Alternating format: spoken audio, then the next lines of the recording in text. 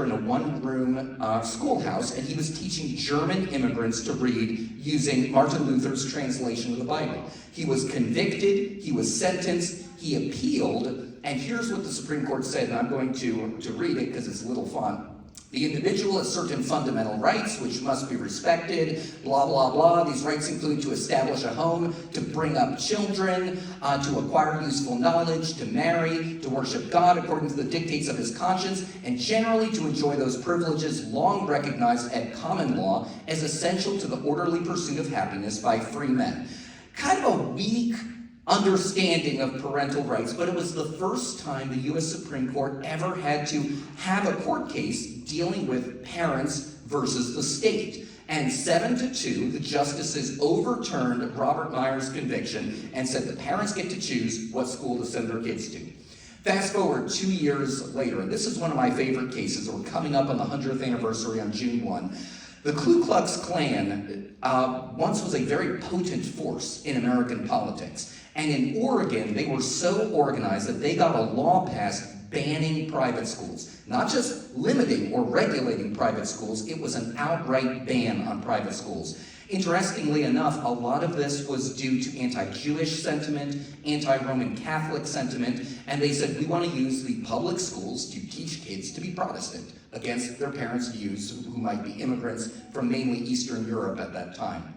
And 2 private schools filed suit. One was the Society of Sisters, you can probably tell from their name, a Roman Catholic private school, and one was a sectarian military boarding school. Case went up to the U.S. Supreme Court, and in really what I think is the most quintessential and fundamental parental rights case, the Supreme Court 9-0 struck down Oregon's law, and they said the fundamental theory of liberty, upon which all governments in this union repose, excludes any general power of the state to standardize its children by forcing them to accept instruction from public teachers only. The child is not the mere creature of the state. Those who nurture him and direct his destiny have the right, coupled with the high duty, to recognize and prepare him for additional obligations. And 9-0, the U.S. Supreme Court struck down this draconian law in Oregon.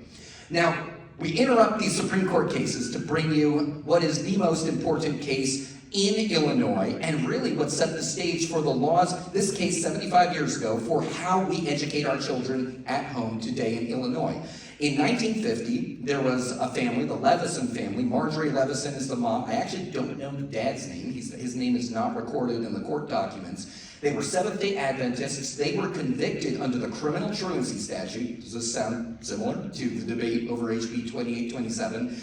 Because they kept their child at home, their oldest daughter at home, to homeschool her. The interesting thing is the Levisons both, and again 1950, not everyone had college degrees, both had college degrees, and Marjorie Levison actually had experience teaching, and her husband had experience teaching. They had a very rigorous homeschool program. There was no debate in the trial court of were the children doing well, were they doing poorly. It was just simply, could they homeschool their child? And they were convicted. They would have faced fines and prison.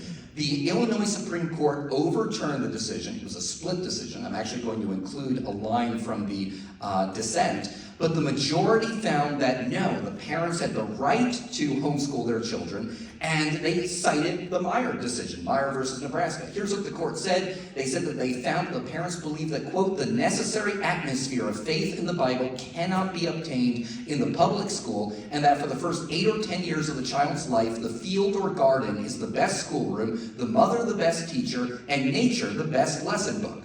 Does that sound like, some people don't like unschoolers, but that kind of sounds like unschooling right there. Hopefully I'll get re-invited here, talking about unschooling, different philosophies of homeschooling.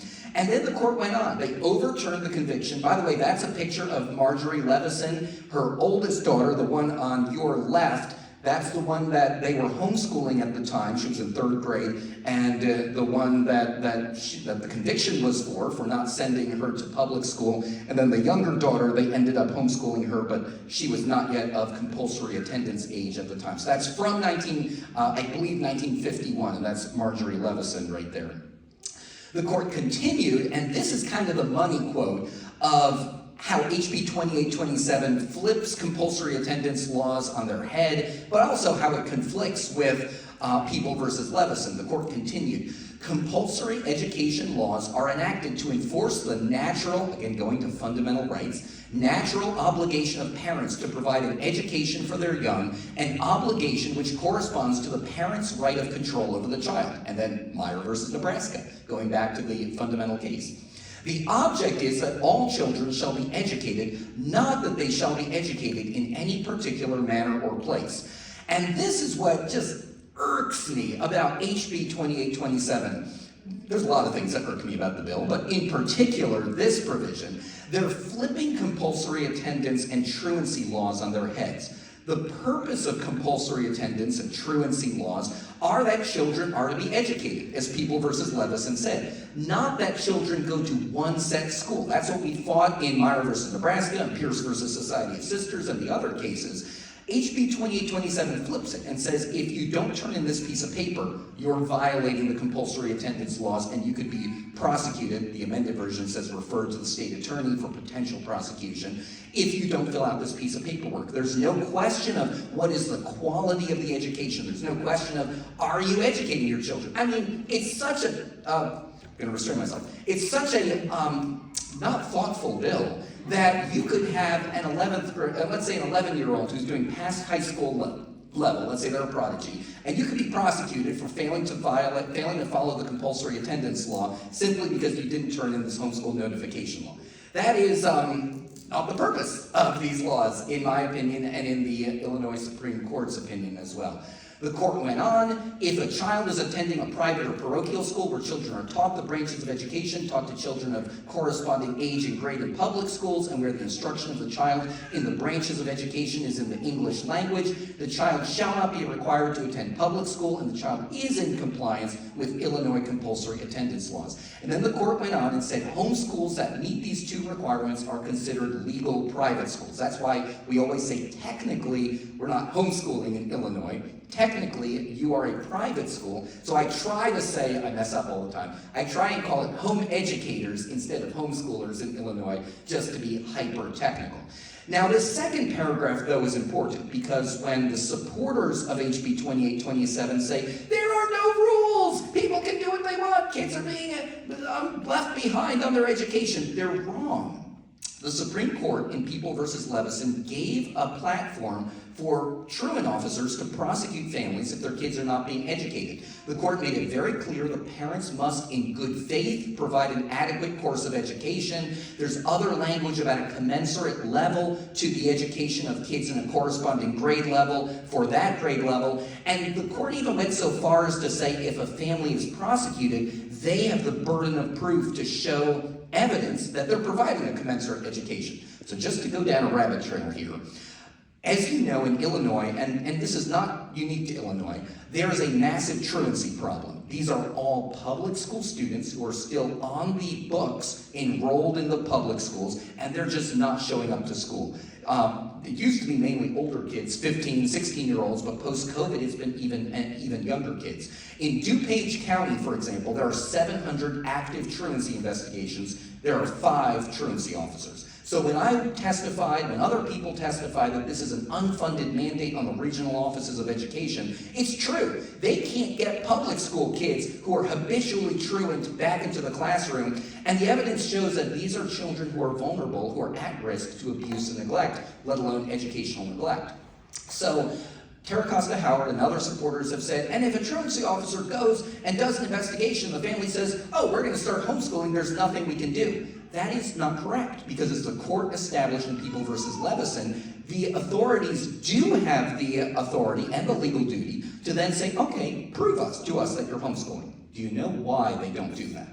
It's because they're happy when a family unenrolls from the public school and goes through with as a homeschooler. Then they're like, oh, thank goodness. We don't have to report them as someone who's habitually truant. We don't have to send resources on them. They dust their hands. They're not our problem. You go talk to a truancy officer, that is what is happening. They have the legal authority right now to go and see if those kids are actually being educated, but sometimes they even push families into homeschooling because they don't want the problem of trying to get them back into school. That's what's going on. That's really the situation. If they wanted to, they have the legal authority to go after these families who are habitually truant, who then at the last minute say, oh, actually, we're homeschooling, because they're really not. They're using that as a loophole. It's you guys who are homeschooling your kids. Those are the ones they're trying to go after when it really should be the families who are habitually truant where there's not education happening. Let's